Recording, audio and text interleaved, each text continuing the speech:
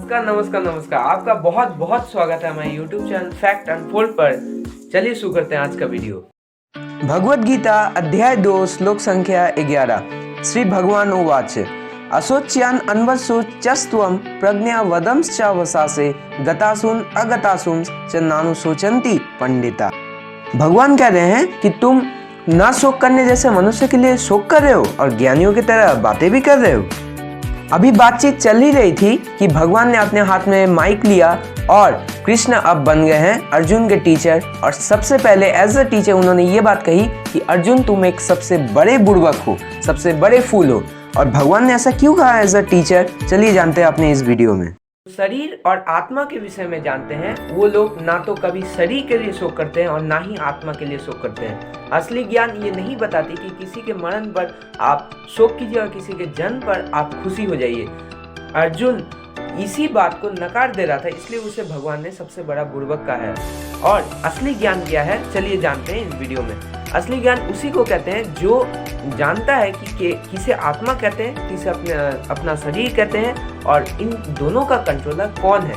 इसी को असली ज्ञान कहा जाता है। उसको नहीं मेरे दोस्तों जो कुछ बात पर शोक करने लगते हैं। शरीर तो तैयार हुई है और ये इसको तो मरना ही है, आज मरे या कल मरे। तो इन बातों के लिए फालतू के लिए शोक करके हम अपने को दुख क्यों पहुंचाए। इससे अच्छा अपने कर्तव्य को अनुभव करें। और अगर शोक करना ही है तो इस बात के लिए शोक करें कि हम भगवान से बिछड़ गए हैं, हम अपने घर से विदा हो गए हैं, अब भटक गए हैं, अनजान राह पर है।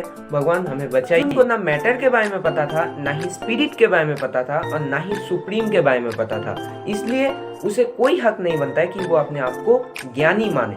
ये शरीर जैसे मैंने कहा तैयार हुआ है और इसे मिट्टी में ही मिल जाना है। तो वो उन बातों के लिए शोक कर रहा था जिसके बारे में सोचना भी पाप है। तो भगवान इसी अर्जुन के माध्यम से हमें बता रहे हैं कि हम भी अपने जीवन में बहुत बार ऐसा काम करते हैं या कुछ ऐसे विषय में हम लोग शोक करते हैं जो शोक करने के लायक ही नहीं है। तो हमें शोक नहीं करना चाहिए। हम अपने आप को कष्ट पहुंचाते हैं उन बातों के लिए जिन बातों का कोई अस्तित्व ही नहीं है। मेरा इस वीडियो में यही मैं बताना चाहता हूँ कि उन बातों के लिए शोक मत कीजिए जिसका कोई इम्पोर्टेंस नहीं है आपके लाइफ में।